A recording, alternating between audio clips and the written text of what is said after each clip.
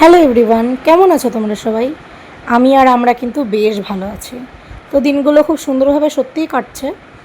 আর আমার আগের পোস্ট দেখে তোমরা কিন্তু জানতেই পেরেছো যে আমার শ্বশুরের জন্মদিন, মানে বাবার জন্মদিন। তো জন্মদিনে আমার তরফ থেকে ছোট্ট আয়োজন, খুব বেশি একটা আয়োজন করিনি। তো ইচ্ছা হলো যে এইবার একটুখানি এইভাবে বার্থডেটা সেলিব্রেট করি। অন্য বার তো কাছে থাকতে পারি না, তো দূর থেকে হ্যাপি বার্থডে জানাই বা শুভ জন্মদিন জানাই, কিন্তু কাছে থাকতে পারি না কখনো।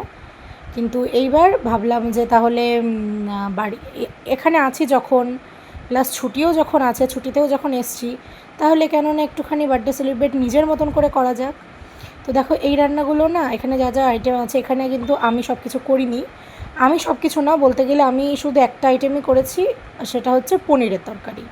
বাদবাকি আমি কোনো কিচ্ছু করিনি। তো চলো দেখা যাক কী কী আছে। ভাত, পনির ভাজা, পটল ভাজা, বেগুন ভাজা, ভেন্ডি ভাজা, আলু ভাজা, এদিকে আছে টক ডাল, ওদিকে নিরামিষ একটা তরকারি, এদিকে পনির, চাটনি, পাঁপড়, মিষ্টি, আর সাথে কিন্তু ছিল লজেন্স আর আইসক্রিম।